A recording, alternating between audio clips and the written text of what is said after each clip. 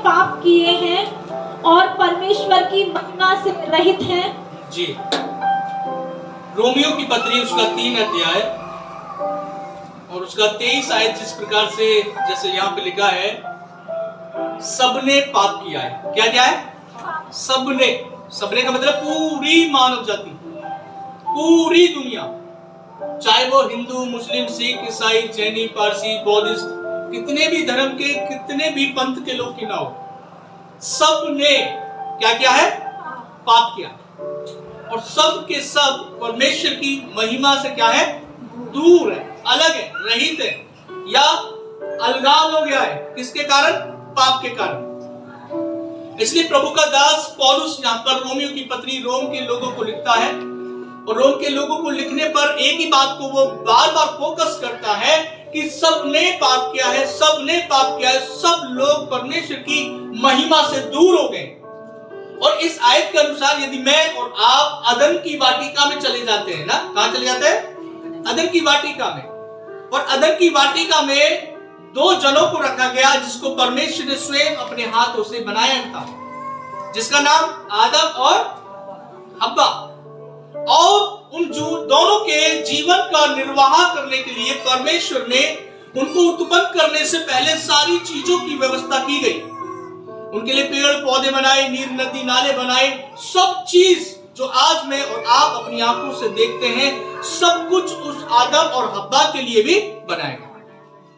और जब अदन की वाटिका में परमेश्वर ने आदम और हव्वा को रखा, वहां देखने के लिए मिलता है वहां और भी कई प्रकार के पेड़ थे, फल थे, बहुत सारी चीजें थी। लेकिन परमेश्वर ने बीचों बीच एक पेड़ को लगाया और वो पेड़ के ऊपर फल लगते थे और वो फल थे भले बुरे के ज्ञान के फल। और परमेश्वर ने कहा था कि इस अदन की वाटिका को तुझे सींचना है, इस अदन की वाटिका को तुझे मेहनत करनी है, इस अदन की वाटिका में जितने भी फल हैं उन फलों को तू खा सकता है। लेकिन एक बीचों बीच में जो पेड़ है उसके फल को तू कभी भी मत खाना, और जिस दिन खाएगा क्या होगा? उस दिन टाटा फिश, उस दिन मर जाएगा। और लंबे समय तक वो पति और पत्नी ने फल नहीं खाया। लंबे समय तक उस अदन की वाटिका में घूमते रहे, घास काटते रहे, खेती सींचते रहे, सब कुछ करते रहे, और बीचों बीच वाले पेड़ के पास जैसे ही आते थे उनको याद आता था कि परमेश्वर ने इस पेड़ के फल को खाने के लिए क्या किया है? मना किया। लेकिन एक समय आता है जब आदम सो रहे थे, जब आदम सो रहे थे, उनकी पत्नी हव्वा जब खेत के बगीचे में, उस अदन के बगीचे में जब वो घूम रही थी और वो जाकर देखती है, उस पेड़ पर ही नजर जाती है जिसके विषय में परमेश्वर ने मना किया था कि इस पेड़ के फल को तू कभी भी मत खाना। लेकिन जैसे वो स्त्री पहुंची और उसने देखा पेड़ को, उसके फलों को देखा, वचन बताता है उसके फल देखने में मन भाव थे। कैसे थे? मन भाव, मन को चाहने योग्य। और उसके मन में ये लालसा जागी कि क्यों ना इस पेड़ के फल को खाऊं। लेकिन डर भी था क्योंकि परमेश्वर ने क्या किया? मना किया। अब इतने में घूमता फिरता हुआ तीसरा, जिसको बोलते हैं लूसीफर, जिसको बोलते हैं शैतान, वो भी अदन की वाटिका में घूमता फिरता आया। और किसके पास आया? स्त्री के पास, अर्थात हव्वा के पास। और शैतान को मालूम नहीं था कि कौन सा पेड़ के फल को खाने के लिए परमेश्वर ने मना किया है, ये भी ध्यान देना। लेकिन वो जाता, वो कह रहा, क्या तुम दोनों को क्या सारे पेड़ के फल खाने के लिए मना किया है? लेकिन मना किसको किया था? एक पेड़ जो बीचों बीच में था। अब वो कहता है, शैतान जो लूसीफर था, स्त्री के पास आकर कहता है, क्या अदन की वाटिका के किसी भी पेड़ के फल को तुम नहीं खाओगे? स्त्री क्या कहती है? नहीं नहीं, सिर्फ एक पेड़ के फल को खाने के लिए क्या किया है? मना किया। शैतान को मालूम नहीं था कौन सा पेड़ है वो। लेकिन वही स्त्री, वो हव्वा जो आदम की पत्नी थी, वही जाकर बताती है, क्या कहती है? ये वाला, ये जो पेड़ बीचों बीच में लगाया है, इस पेड़ के फल खाने के लिए हमें मना किया है। यदि हम इस पेड़ के फल को खाएंगे हम मर जाएंगे। शैतान को नहीं मालूम था कि फल खाने से वो मर जाएंगे, लेकिन शैतान कहता है नहीं नहीं, तुमसे परमेश्वर ने एक राज छिपाया है, एक राज छिपा के रखा है। तुम इस पेड़ के फल को खाने पर मरोगे नहीं, परंतु परमेश्वर के बराबर, परमेश्वर के तुल्य हो जाओगे।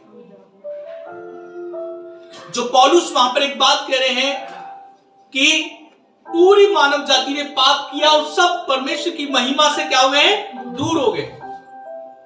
और उस महिमा से जो वो दूर हुए, वही महिमा आदम और हव्वा के जीवन से जब उन्होंने वो फल खाया, वो महिमा उठा ली गई। प्रभु का वचन बताता है जब तक उन्होंने फल नहीं खाया था, उनका जीवन बड़े आनंद में था, बड़े शांति में था, बड़े सुकून के साथ रह रहे थे, बड़े अच्छा रीति से जीवन को निर्वाह कर रहे थे। परंतु जैसे ही वो फल खाया, जैसे ही आज्ञा का उल्लंघन हुआ, ऐसे ही पूरी मानव जाति में अर्थात आदम से लेकर आज तक वो पाप ने बड़ी तेजी से क्या किया? राज्य किया। पहले बीमारी नहीं थी, पहले गरीबी नहीं थी, पहले अजीब सा माहौल नहीं था, कई बार अजीब सा माहौल बन जाता है, और पहले मौत भी नहीं थी। लेकिन एक पेड़ के फल खाने से, और वो पेड़ का जो फल था, वो फल था भले वे बुरे के ज्ञान का फल। कैसा फल था? ज्ञान का, ज्ञान देने वाला। वो ज्ञान कौन सा? भला और बुरा। और खुद ने तो खाया और ले जाकर अपने पति साहब को भी दे दिया, और उसने भी वो फल खाया। और इस प्रकार से वो गुनाह, इस प्रकार से वो पाप उनके जीवन से हुआ। जब आदम और हव्वा के जीवन से पाप हो गया, जब पति पत्नी के जीवन से जब वो पाप हो गया, उस समय देखने के लिए मिलता है, क्या मिलता है? एक चीज और वहां पर बातें बहुत सारी हुई। पति ने पत्नी पर दोष लगाया, पत्नी ने उस सांप पर दोष लगाया, और जिनकी वजह से कई सारी पीड़ाओं का सामना उन दोनों पति पत्नियों को भी करना पड़ा। और आज भी ऐसा ही है या नहीं है? आज भी थोड़ा सा कुछ हो जाए, कुछ ना कुछ रहेगा जीवन में। बट मैं बात कर रहा हूं महिमा की, कि जो महिमा उस समय उठ चुकी थी। अब महिमा कैसे थी पहले? क्योंकि जब आदम और हव्वा को परमेश्वर ने अदन की वाटिका में रखा था, प्रभु का वचन बताता है, जब हम उत्पत्ति की किताब को पढ़ते हैं, कि परमेश्वर रोज उनसे मिलने आया करते थे। हालेलुया, रोज मिलते थे, रोज। भाई जब हम एक अच्छा खूबसूरत मकान बना ले, या हम अच्छी सी कुछ चीज को खरीद ले, गाड़ी खरीद ले, कुछ ना कुछ ऐसा खरीद ले, तो हम रोज उस पर कपड़ा मारेंगे ना, रोज अपने मकान को देखभाली करेंगे, है? या हम कोई अच्छी सी फुलवाड़ी लगा ले, हम रोज उसकी देखभाली करेंगे, ऐसा ही है ना? मान के चलो एक नई भैंस भी हम खरीद लें, रोज उसके पास जाएंगे, देखेंगे कोई दिक्कत तो नहीं है। ऐसे ही परमेश्वर ने जब आदम और हव्वा को बनाया, रोज परमेश्वर उनसे मिलने जाया करते थे। हालेलुया, रोज मिलते थे। अब एक और बात, जब परमेश्वर मिलने के लिए गए और वहां देखा कि जिस जगह मैं अपने आदम और हव्वा से मिला करता था, अब उस जगह वो वहां पर नहीं थे। और परमेश्वर ने आवाज लगाई, हे आदम तू कहां है? आदम साहब क्या कहते हैं? आदम बोलते हैं कि जब आप अदन की वाटिका में आ रहे थे, आपके पैरों की आहट को मैं सुनकर डर गया और झाड़ी के पीछे जाकर छिप गया। अब यहोवा परमेश्वर ने कहा कि तू छिप गया, तेरे मन में डर आ गया। ये डर और तेरा छिपना, ये वाला ज्ञान तेरे पास कहां से आया? क्योंकि तू पहले छिपता नहीं था, तू पहले डरता नहीं था, लेकिन अब ये छिपना और ये डर वाली आत्मा तेरे जीवन के अंदर कहां से आ गई? अब आदम साहब बताते हैं कि जिस स्त्री को तूने मेरे लिए बनाया था, उस स्त्री ने मुझे वो फल ला कर दिया, और वो फल मैंने खाया। और जब हमने वो फल खाया, हमने आपस में एक दूसरे को देखा, अरे हम तो नंगे हैं, और एक दूसरे के नंगेपन से बचने के लिए हम जाकर झाड़ी के पीछे जाकर छिप गए। और जैसे ही हमने आपकी आवाज को सुना कि आप यहोवा परमेश्वर इस अदन की वाटिका में आ चुके हैं, हम अपने आप को झाड़ी के पीछे छुपाने लगे। आदम ने कहा, यहोवा ने कहा था, हे आदम तू कहां है? प्रभु का वचन जब हम और कई बार स्टडी करते हैं, प्रभु का वचन कहता है यदि हम पाप करते हैं और पाप को यदि मान लेते हैं और पाप करना यदि हम छोड़ देते हैं, प्रभु हमारे ऊपर अपना अनुग्रह और कृपा फिर से करता है। यदि उस समय भी आदम जो झाड़ी के पीछे था आकर वो बताता, प्रभु मुझसे गलती हो गई, मुझसे गलत काम हो गया, ये जीवन में ऐसा हो गया और आप मुझे क्षमा करें। हालेलुया। क्षमा नहीं करते क्या? कर देते। हालेलुया। यदि उस समय आदम क्षमा मांग लेता तो आज हमें खेती करने की जरूरत नहीं पड़ती,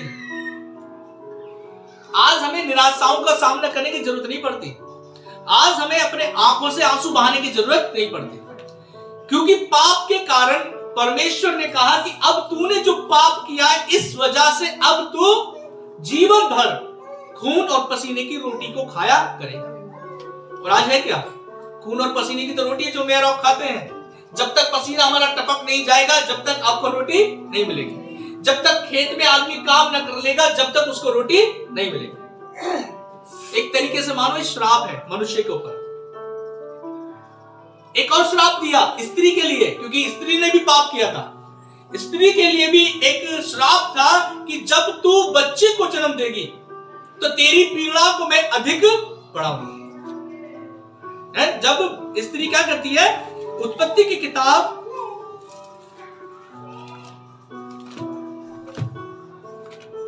3 श्राप उस समय दिए गए, 3 अध्याय, उत्पत्ति की किताब 3 अध्याय, उसका 16 पढ़िए। फिर स्त्री ने उससे कहा, मैं तेरी पीड़ा और तेरे गर्भवती होने के दुख को बहुत बढ़ाऊंगा। परमेश्वर ने स्त्री से कहा कि मैं तेरी पीड़ा और तेरे गर्भवती होने के दुख को बहुत ही बढ़ाऊंगा। तू पीड़ित होकर बालक उत्पन्न करेगी और तेरी लालसा तेरे पति की ओर होगी और वह तुझ पर प्रभुता करेगा। हालेलुया। बहुत सी स्त्रियों को अभी तक नहीं मालूम कि ये बच्चा जन्म देते समय क्यों इतनी अधिक पीड़ा होती है? ये श्राप है अदन की वाटिका से। यदि वो फल नहीं खाया जाता तो बच्चे भी आराम से जन्म हो जाते, मतलब दुख की कोई बात होती ही नहीं। हालेलुया। और यहाँ पर लिखा है, फिर स्त्री से परमेश्वर यहोवा ने कहा, मैं तेरी पीड़ा को और तेरी गर्भवती होने के दुख को बहुत बढ़ाऊंगा। तू पीड़ित होकर बालक उत्पन्न करेगी और तेरी लालसा तेरे पति की ओर होगी। और ये भी देखा होगा ना, जब बालक जन्म देती है तो वो किसी को नहीं चाहती, अधिकतर अपने पति का पास में है, अपने पति को देखना चाहेगी। और दूसरा 17 से पढ़िए। और आदम से उसने कहा, तूने जो अपनी पत्नी की बात सुनी और जिस वृक्ष के फल के विषय में ने तुझे आज्ञा दी थी कि तू उसे ना खाना, उसको तूने खाया है। अब सुनिए, लिखा उसको तूने खाया है, इसलिए भूमि तेरे कारण शापित है। तू उसकी उपज जीवन भर दुख के साथ खाया करेगा। अब देखिए क्या लिखा है, भूमि तेरे कारण क्या है? श्रापित है, और तू भूमि की उपज को दुख के साथ खाया करेगा। ये दूसरा है, समझ रहे? मतलब यदि पाप नहीं होता तो हम भूमि की उपज को भी बड़े आराम से, हैं? यदि पाप नहीं होता तो स्त्रियां भी बड़े आराम से, हैं? तो कहने का मतलब है उसकी वजह से ये चीजें आई। एक और चीज था, शैतान को भी श्राप दिया परमेश्वर ने। उसको कहा कि तू पेट के बल चलेगा और हमेशा मिट्टी को चाटता रहेगा। सांप को देखा है ना, सांप कैसे चलता है? और हमेशा मिट्टी चाटता रहता है। ये तीनों श्राप उस समय दिए गए। लेकिन मैं जब यहां रोमियो की पत्री की बात मैं कर रहा हूं, पौलुस के द्वारा लिखे हुए वचन की मैं बात कर रहा हूं, यहां पर देखने के लिए मिलता है जो महिमा उस समय अदन की वाटिका में यहोवा मिलने आते थे, इसका मतलब था कि महिमा उस समय तक थी, लेकिन जैसे ही पाप हुआ वो महिमा आदम और हव्वा के जीवन से उठा ली गई। और देखने के लिए मिलता है अदन की वाटिका में पाप की वजह से, सिर्फ पाप की वजह से वो महिमा दूर हो गई। और वहां देखने के लिए मिला आपस में एक दूसरे क्या थे, नंगे थे। भाई हमने जब क्लासों में थे, स्कूलों में थे, हमने आदि मानव की है, आदि मानव क्या है, कुछ स्टोरी इतिहास है, आदि मानव की बातें हम सुनते थे कि वो नंगे रहते थे, जंगल में रहते थे, पत्थरों से आग को जलाए, ऐसे तो था है? तो वो आदम के बाद वो आदि मानव करके ऐसे ऐसे ऐसे ऐसे ऐसे और बताते कि आज मनुष्य बन गया हूं, है? हम लोगों को क्या बता कि हम आदि मानव से हैं, है ना? और उस समय ऐसा था। और ये हकीकत है, उस समय भी आदम और हव्वा अपने तन को ढकने के लिए पत्तों का उपयोग किया करते थे। किसका? पत्तों का। पत्ते बांधकर चला करते थे, जब आना जाना कहीं क्या करते थे। लेकिन हुआ क्या, पत्ते ज्यादा लंबे समय तक हरे रह पाएंगे? हो सकता है यदि बाबा आदम और आदि माता हव्वा सो रही हो दोनों, और उस समय पशु भी थे, बनाए हुए पशु भी थे ना, और हो सकता है पशु आकर उनके हरे हरे पत्तों को ही चबा गए हो तो। और आज भी कई बार पूरी मानव जाति में देखने के लिए मिलता है कि हम और आप भी ऐसे ही हरे हरे पत्तों का उपाय करते हैं, जो कि लंबे समय तक धार्मिकता कई बार नहीं रह पाती। जिस मकान में हम रहते थे वहां पर देखा एक स्त्री रोज रोज पानी चढ़ाती थी, पौधे को बड़ा कर रही है। मेरे मन में आया ये पौधा तो बड़ा हो जाएगा, पर तुम्हारा जिंदगी, तुम्हारा जीवन, तुम्हारी आयु कम हो जाएगी, तुमने क्या प्राप्त किया? और आज भी है ऐसा, कहीं ना कहीं, कभी केले के नीचे, कभी तुलसा के नीचे, कभी किसी न किसी के नीचे। बट हमें वो धार्मिकता को लेना है जो परमेश्वर की ओर से धार्मिकता दी गई है। हालेलुया। इसलिए परमेश्वर ने एक उपाय किया। जब परमेश्वर ने देखा ये बार बार पत्ते बांधते हैं और इनके पत्ते कभी सूख जाते हैं, कभी कोई पशु आके चर जाता है और ये फिर से फिर नंगे रह जाते हैं, फिर से इनका जीवन पाप में चला जाता है। परमेश्वर ने एक उपाय किया। जब उत्पत्ति की किताब में हम देखते हैं और उसका 3 अध्याय, उत्पत्ति की किताब 3 अध्याय और उसका 21 वचन में लिखा है, उत्पत्ति 3 अध्याय 21। और यहोवा परमेश्वर ने आदम और उसकी पत्नी के लिए चमड़े के अंगरखे बनाकर उनको पहना दिया। हालेलुया। परमेश्वर यहोवा ने स्वयं अपने हाथों से पति पत्नी को, है जो नंगे घूम रहे थे उस समय अदन की वाटिका में, परमेश्वर का वचन कहता है परमेश्वर ने स्वयं उनके लिए, आदम और उसकी पत्नी के लिए चमड़े के अंगरखे बनाकर उनको क्या किया? पहना दिया। हालेलुया। अब चमड़े के वस्त्र को अब आप गौर करें, खराब होगा वो लंबे समय तक? नहीं होगा। अब चमड़े का जो अंगरखा आया वो आया कहां से? इसका अर्थ यहां यह निकलता है कि परमेश्वर ने आदम और हव्वा के पाप के कारण, पाप की वजह से एक वहां पर मेमने को बलिदान किया। किसको बलिदान किया? नहीं, मेमने को बलिदान करेंगे तभी तो चमड़ा किसी की खाल उतर के आएगी। और परमेश्वर ने आदम और हव्वा के लिए क्या किया? मेमने का बलिदान करके उसके चमड़े के वस्त्र अर्थात उसकी खाल निकालकर उन दोनों को पहना दिया। हालेलुया। इसलिए आज पौलुस उस बात को कहता है कि सबने पाप किया, सब परमेश्वर की महिमा से दूर हो गए, सब परमेश्वर की महिमा से रहित हो गए। और इसका 24 में लिखा है, बहन पढ़िए 24:3-24 रोमियो की किताब। इसलिए आदम को उसने निकाल दिया। इधर रोमियो की किताब में, रोमियो की किताब में आएंगे, रोमियो की किताब 3:24। परंतु उसके अनुग्रह से, अब ध्यान करना, अब हम यहां बात कर रहे हैं, एक मेमना तो वहां उत्पत्ति में बलिदान हुआ, अब एक मेमना 2000 साल पहले बलिदान हुआ जिसको यीशु मसीह बोलते हैं, और लिखा है उसके अनुग्रह से उस छुटकारे के द्वारा जो मसीह यीशु में है सैत में धर्मी ठहराए जाते हैं। हालेलुया। हम यीशु पर विश्वास करने के द्वारा हम क्या ठहराए जाते हैं? सैत में हम धर्मी हैं। आपको कई बार मैंने बताया होगा, अब्राहम के 2 बेटे थे जिनका नाम याकूब और एसाव क्या थे, और ये दोनों जुड़वा बेटा पैदा हुए। और जब दोनों जुड़वा पैदा हुए, जब बुजुर्ग की अवस्था में इसहाक अब्राहम का बेटा इसहाक और इसहाक के 2 बेटे पैदा हुए जिनका नाम याकूब और एसाव था।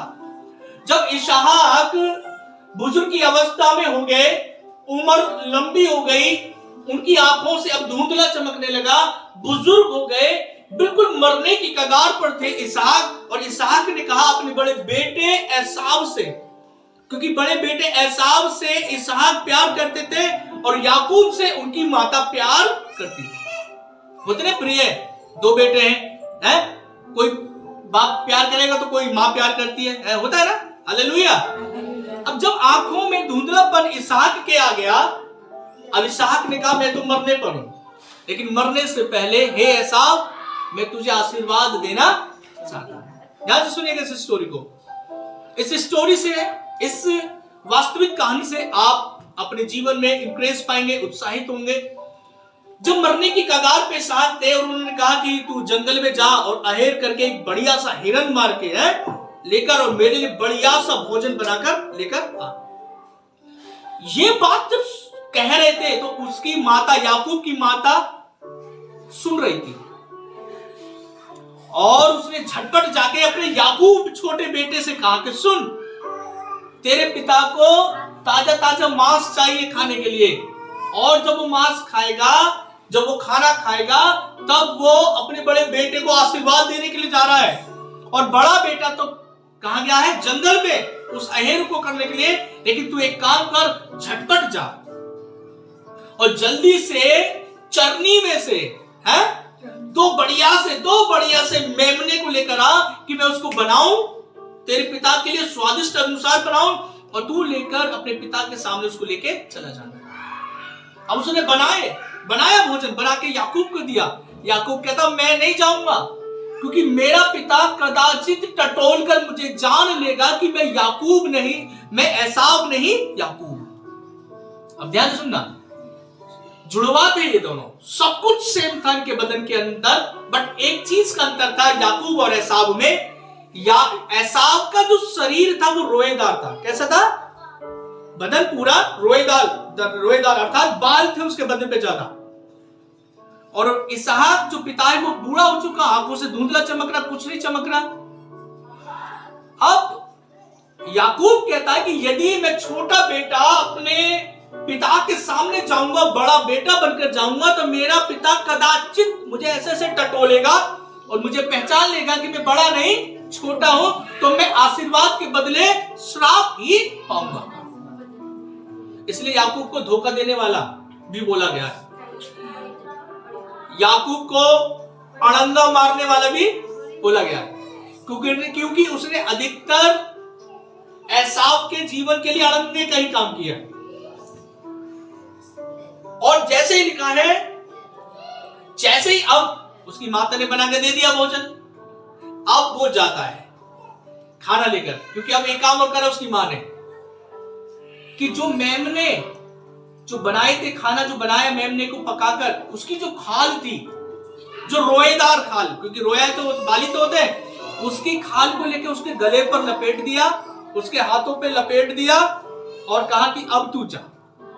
अब जब वो भोजन लेकर जाता है, अब उसका पिता तो अंधा हो गया, बुजुर्ग हो गया। अब उसका पिता वो कहता है डैडी, पापा, है जो भी कहता हो कि मैं आपके लिए भोजन लाया हूं। इसहाक कहता है तू कौन है?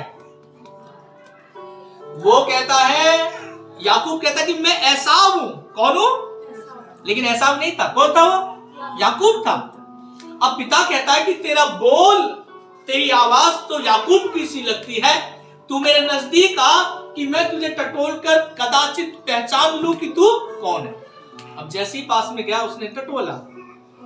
वो फिर कह रहा है कि तेरा बोल तो याकूब का सा लगता है, लेकिन छूने से तो तू एसाव ही मालूम। एसाव का मतलब नाम ही एसाव है ना, समझ रहे उस बात को। टटोलने से तो लगता है कि तू एसाव है, बट बोल से, शब्द से तू कौन है? याकूब है। अब वो एसाव समझ के, अर्थात बड़ा बेटा समझ के, सारी आशीर्वाद, सारी आशीषें जो मरने के समय एक पिता देता है, वो सारा आशीर्वाद उसको दे देता है। अब जैसे ही होता है झटपट वो निकल जाता है, क्योंकि उसको मालूम होता है कि अब मेरा बड़ा भाई भी अहेर का मांस लेकर आ रहा होगा। झटपट निकल जाता है। अब वो भी भोजन बना के लाता है, कहता है डैडी पापा मैं आपके लिए है बढ़िया ताजा ताजा मांस ले आया हूं जंगल से मार के। अब वो हैरान हो जाता है, इशाक कहता है कि अभी जो गया वो कौन था, तू कौन है? वो कहता है कि मैं तेरा बड़ा बेटा हूं।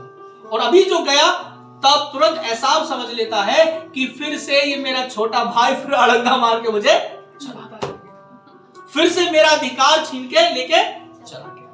अब वो कहता कि पिता मैं तेरे लिए लाया हूं। अब वो कहता पिता कि मेरे पास अब कोई भी आशीर्वाद तेरे लिए नहीं बचा। वो कहता, फिर रोता है, गड़गड़ाता है, कहता क्या एक भी आशीर्वाद मेरे लिए नहीं है? लेकिन फिर भी उस समय लास्ट में मरते समय एक आशीर्वाद एसाव को देता है।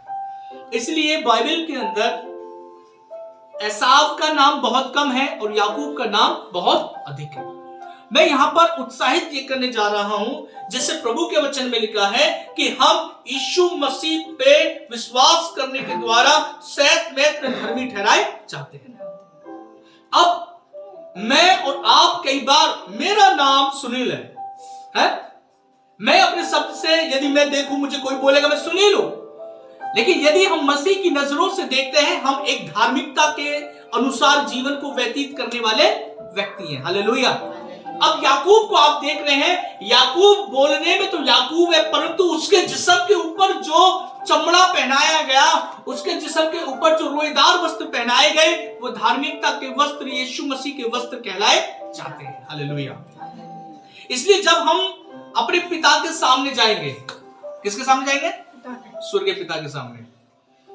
बोल तो हमारा सुनील जैसा ही लगेगा है, परंतु हमने एक वस्त्र को पहन लिया है। हालेलुया। कौन सा वस्त्र है? धार्मिकता का वस्त्र, जो यीशु मसीह ने मुझे और आपको हमारे ऊपर पहनाया हुआ है। अब हम, क्योंकि वहां पर जब देखने के लिए मिलता है, इशाक कह रहा है कि तेरा बोल तो सुनने में लगता है तू याकूब है, लेकिन तेरे को छूकर मैं देखता हूं तू कौन है? एसाव है। ऐसे मैं और आप अपने जीवन के अंदर कई बार है, अंदर हम कहीं ना कहीं कमी है, परंतु हम जब उस विश्वास के वचन को अपने जीवन में लेते हैं, हालेलुया, हम उस धार्मिकता को अपने जीवन में लेते हैं, हमें यीशु मसीह सैत मैत में धर्मी ठहराता है।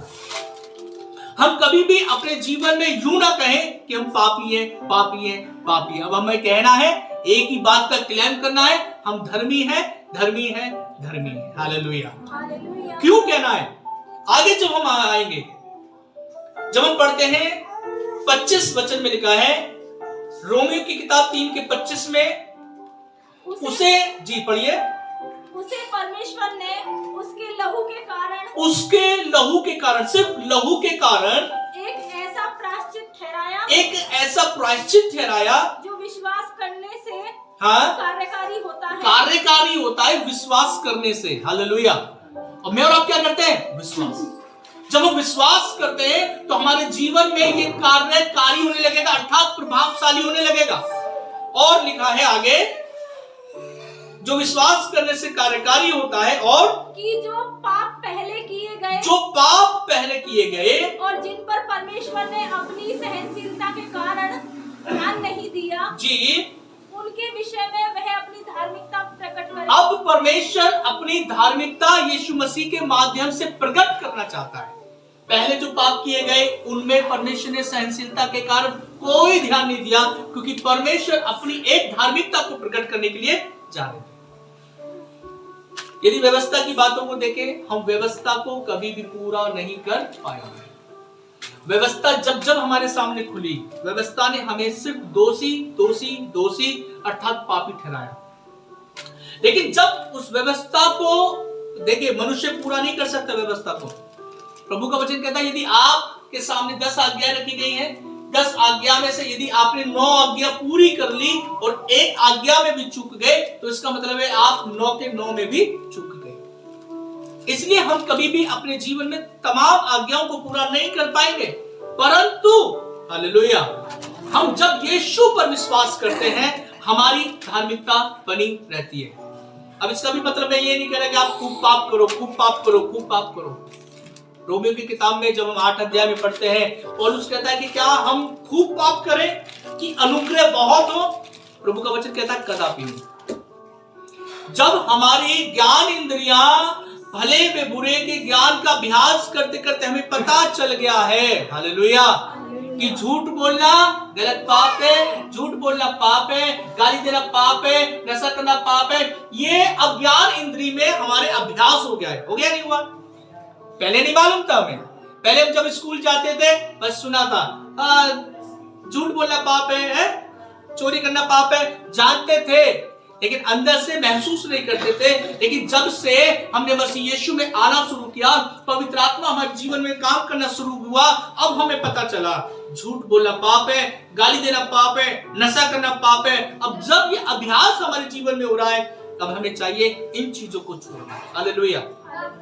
इसलिए पौलुस कह रहा है क्या हम पाप करते रहें कि अनुग्रह बहुत हो? कई बार हम सोचते हैं अनुग्रह का समय करो ना, पाप खूब पाप करो। अभी पिछले इतवार को मैं एक बात बता रहा था, क्या बताया कि हे जवान अपनी जवानी के दिनों में आनंद कर। क्या कर? आनंद कर। अपनी आंखों से जैसा चाहे ऐसा देख, अपने मुंह से जैसा चाहे ऐसा बोल, अपने कान से जैसा चाहे ऐसा सुन, पर तू ध्यान रख तेरा सृजनहार परमेश्वर तेरा न्याय करेगा। कल प्रकाशित वाक्य की किताब को पढ़ रहे थे और उसका आई थिंक 21 अध्याय में जब न्याय के सिंहासन का समय आएगा, परमेश्वर का वचन कहता है उस समय 3 प्रकार की और किताबें खोली जाएंगी। एक किताब होगी हमारे कर्मों की कि हमने कैसे कैसे कर्म किए हैं, हमारे कर्मों के अनुसार हमारा हिसाब होगा। हालेलुया। इसलिए यहां पर जब हम आते हैं इसका 25 की लास्ट वाली जो लिखा कि वह अपनी धार्मिकता को प्रकट करे, और 26 में वरन इसी समय, अब ध्यान से भी सुनना है, ध्यान से भी सुनना है।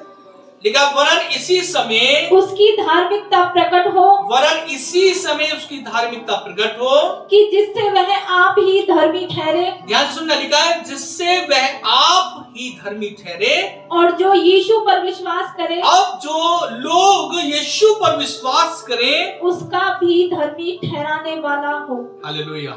बहुत आसान एक रास्ता निकाल दिया है। व्यवस्था को हम सब पूरा नहीं कर पाएंगे, लेकिन एक काम हम कर सकते हैं कि हम यीशु मसीह पर विश्वास लेकर आए। परमेश्वर यीशु को भी धर्मी ठहराएगा, और जो लोग यीशु पर विश्वास करेंगे उसको भी धर्मी ठहराने वाला ही परमेश्वर है। हालेलुया। चैन बाय चैन जोड़ दिया परमेश्वर ने। हम यीशु पर विश्वास करेंगे, परमेश्वर यीशु को भी धर्मी ठहरा रहा है क्योंकि उसको भेजा। यदि हम इसकी 21 आयत को पढ़ते हैं, 21 में लिखा है, 21 पढ़िए सीखा। परंतु अब व्यवस्था से अलग परमेश्वर की वह धार्मिकता, थोड़ा पढ़ेंगे। ठीक है, परंतु अब व्यवस्था से अलग, ऐसे लिखा है ना। हमें इसको पढ़ने में भी जब भी हम पढ़े कोशिश करना है कि कहां तक क्या चीज हम पढ़े। लिखा है परंतु अब व्यवस्था से अलग, क्योंकि अभी मैं कह रहा था कि व्यवस्था को हम पूरा नहीं कर पाएंगे।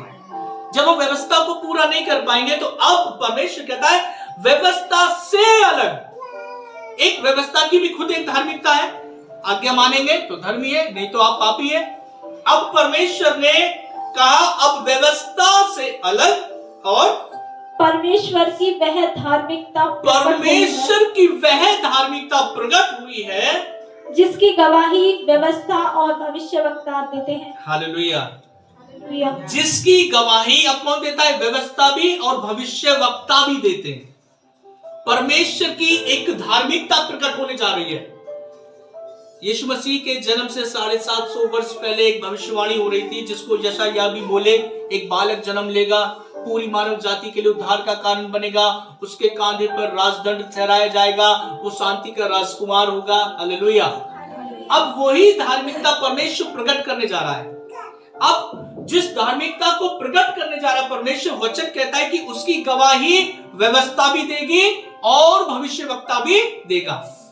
पहले मनुष्य व्यवस्था को पूरे करने की कोशिश कर रहा था कि हम धर्मी बन जाएं, परंतु अब परमेश्वर एक ऐसी धार्मिकता को प्रकट करने जा रहा है जिसके विषय में स्वयं ये व्यवस्था उसकी गवाही देगा, स्वयं भविष्यवक्ता उसकी गवाही देंगे। अब मैं जब इसके विषय में सोच रहा था, सोचते सोचते एकदम सडनली यीशु मसीह का रूपांतरित वाली वास्तविक घटना सामने आ गई। आपको याद होगा पतरस, याकूब, यूहन्ना, क्योंकि अधिकतर यीशु मसीह इन तीनों चेलों को साथ लेकर चलते थे। 12 साल की लड़की जब मर गई थी तब भी पतरस, याकूब, यूहन्ना उसके साथ थे। जब 5000 बड़ी भीड़ को खाना खिलाना था, पतरस, याकूब, यूहन्ना तीनों उसके साथ थे। जब 12 साल वाली स्त्री को चंगा करना था उस समय भी ये तीनों उसके साथ थे। कलवरी क्रूस की मृत्यु के समय भी पतरस, याकूब, यूहन्ना तीनों यीशु मसीह के साथ थे। अब जब यीशु मसीह का चेहरा रूपांतरित हो रहा है, हालेलुया, पहाड़ पर गए प्रार्थना करने के लिए, तीनों चेले एक जगह इकट्ठे हैं। यीशु मसीह जब प्रार्थना कर रहे थे, पतरस ने देखा यीशु मसीह का चेहरा अब रूपांतरित हो रहा है, हालेलुया। प्रभु का वचन बता रहा है कि यीशु मसीह का चेहरा प्रार्थना करते समय उसका चेहरा एकदम सूर्य के समान चमकने लगा, उसके पूरा बदन एकदम श्वेत वस्त्र के समान चमकने लगा, उजियाले वस्त्र की तरह हो गया। अब पतरस देख रहा है चेहरा तो रूपांतरित हो गया, उसका शरीर तो रूपांतरित हो गया। अब इतने में देखता है पतरस, क्या देखता है कि यीशु मसीह से मूसा और एलिया दोनों बातचीत कर रहे हैं, हालेलुया। मूसा कब खत्म हो गए थे? हजारों साल पहले। एलिया कब खत्म हो गया? हजारों साल पहले। लेकिन जब यीशु मसीह प्रार्थना करने के लिए बैठे, उनके पूरे शरीर को पतरस देख रहा है पूरा रूपांतरित हो गए। और जैसे रूपांतरित हुए, पतरस ने देखा कि मूसा और एलिया दोनों यीशु मसीह से बातचीत कर रहे हैं, हालेलुया। अब पता है यहां क्या हुआ? यहां यह हुआ कि जो मूसा है वो कोई और नहीं है, वो स्वयं एक व्यवस्था है। क्योंकि जो व्यवस्था की 5 किताबें, उत्पत्ति, निर्गमन, व्यवस्था, गिनती, व्यवस्था, विवरण, ये 5 किताब को लिखने वाला कौन है? मूसा। और वचन बताता है, क्योंकि वचन तो स्वयं ऑलरेडी यीशु मसीह है ही है, जो रूपांतरित हुआ, वचन आ गया वहां पर, मूसा आया अर्थात व्यवस्था आ गई वहां पर। और एलिया कौन था? भविष्यवक्ता। और ये मूसा और एलिया जो व्यवस्था और भविष्यवक्ता, क्योंकि वचन में क्या लिखा है कि परमेश्वर अपनी वैधार्मिकता प्रकट करेगा, जिसकी गवाही कौन देगा? व्यवस्था और भविष्यवक्ता। और अब व्यवस्था मूसा आ गया वहां पर, अब भविष्यवक्ता एलिया आ गया वहां पर, और ये दोनों क्या बात कर रहे होंगे? पता क्या बात कर रहे होंगे? जो मैं फील करता हूं, मूसा कह रहे होंगे, भाई मैंने जो 5 किताबें लिखी है ना, उस 5 किताबों में बार बार मेमना बलिदान हुआ, बार बार मेमना बलिदान हुआ है, और वो मेमना कोई और नहीं, यीशु तू ही है, जो तुझे कलवरी क्रूस पे एक मेमने की तरह तुझे मरना है, हालेलुया। मूसा और कोई नहीं कह रहा होगा वहां, मूसा ने जो बार बार जिक्र किया बलिदान का है, हालेलुया। अब एलिया क्या कह रहे होंगे? एलिया भी कह रहे होंगे, भाई जितनी भी भविष्यवाणी हुई ना, जितनी भी भविष्यवाणी हुई है वो कोई और मेमना नहीं है, यीशु तू है, तू, हालेलुया। और ये जो समय था, अंतिम समय था, पहाड़ पे जाना, पतरस याकूब तीनों को लेना साथ में, एक बार तो गतसमनी पहाड़ पर भी गए, कई जगह, और अब अंतिम समय चल रहा था, यीशु मसीह को कलवरी क्रूस पे बलिदान हो रहा है, हालेलुया। और उस धार्मिकता को प्रकट होना है जिसके विषय में परमेश्वर ने स्वयं एक सच्ची घटना के आधार पर स्वयं परमेश्वर कह रहे हैं कि अब वो समय है जिसमें परमेश्वर अपनी धार्मिकता को प्रकट करेगा। अब एक चीज और, मैं कल जब स्टडी कर रहा था, इसका देखो, इसका इधर आएंगे जब हम 27 और 28 पढ़िए। तो घमंड करना कहाँ रहा? तो घमंड करना कहाँ रहा? इसका मतलब है यदि हम सिर्फ यीशु पर विश्वास कर रहे हैं, हालेलुया, और कुछ नहीं, कर्मों की बात नहीं है कि हम अच्छा काम करेंगे तब ही हम जाके धर्मी ठहरेंगे। यदि हम अच्छा काम करते तो हमसे भी बेहतर काम करने वाले बहुत लोग पड़े हैं, हालेलुया। इसलिए वचन कहता घमंड करना कहाँ रहा, और उसकी तो जगह ही नहीं, घमंड की तो कोई जगह ही नहीं, कौन सी व्यवस्था के कारण से, कौन सी व्यवस्था के कारण से घमंड किया जाए? क्या कर्मों की व्यवस्था से? क्या कर्मों की व्यवस्था से? और आगे नहीं नहीं वरन विश्वास की व्यवस्था के कारण। हालेलुया। कर्मों की व्यवस्था के कारण से हम धर्मी नहीं ठहर सकते, सिर्फ विश्वास की व्यवस्था के कारण से हम धर्मी ठहरते हैं। हालेलुया। आप समझ रहे हो उस चीज को? हम कहां हैं? हमारे अंदर देखा जाए कोई लियाकत नहीं है, कोई खूबी नहीं है, कोई अच्छे काम नहीं है, बट एक चीज है, हम यीशु पर विश्वास करते हैं। हालेलुया। और विश्वास करना ही हमारी धार्मिकता को बना के रखता है। हालेलुया। और आगे क्या लिखा है? इसलिए हम जी इस परिणाम तक पहुंचते हैं, इसलिए हम इस परिणाम तक पहुंचते हैं कि मनुष्य व्यवस्था के कामों से अलग ही, हाँ लिखा है, मनुष्य व्यवस्था के कामों से अलग ही विश्वास के द्वारा धर्मी ठहरता है। विश्वास के द्वारा धर्मी ठहरता है। हालेलुया। कर्मों की व्यवस्था से अलग सिर्फ विश्वास की व्यवस्था के कारण मैं और आप क्या ठहरते हैं? धर्मी ठहरते हैं। भाई वो जो याकूब था तो पापी का मतलब था तो अड़ंगा मारने वाला, था तो वो याकूब, लेकिन बनकर कौन जा रहा है? वो एसाव। अंदर से जीवन कैसा उसका, लेकिन अब उसने जो चोला पहना ऊपर है, हालेलुया, धार्मिकता का चोला, अर्थात जो उसकी मां ने पहनाया। और मां ने क्या पहनाया? मेमने का वस्त्र। और आज मेरे लिए और आपके लिए मेमने का वस्त्र ऑलरेडी यीशु मसीह रखा गया है। हालेलुया। उसकी धार्मिकता मेरे लिए और आपके लिए रखी गई है। हालेलुया। वहां उसकी माता रिबका एक बात कहती है,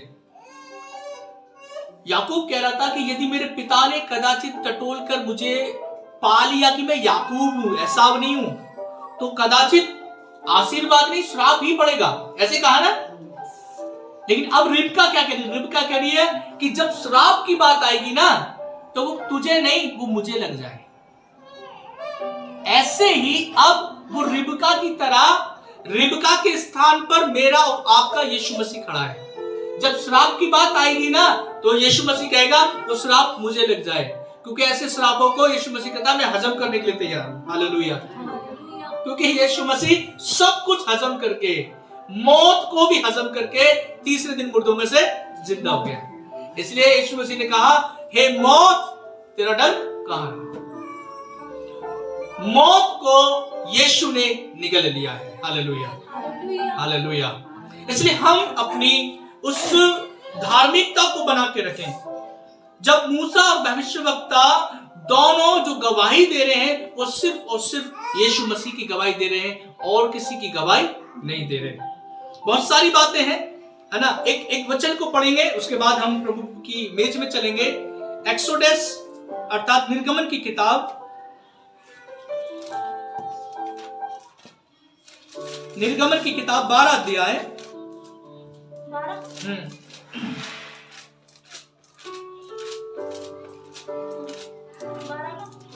12 का 7 पढ़ दो।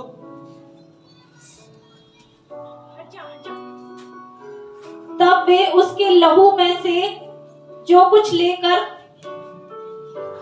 जिन घरों में मेमने को खाएंगे, उनके द्वार के कोनों, अलंगों और चौखट के सिरों पर लगाएं। ये कहानी आप बखूबी जानते हैं। जब मिस्र से छुड़ा के परमेश्वर लेकर आए और छुटकारे का दिन था, है ना। मैं और आप भी मिस्र से छुड़ाए गए जब हम पाप की उस गुलामी में थे।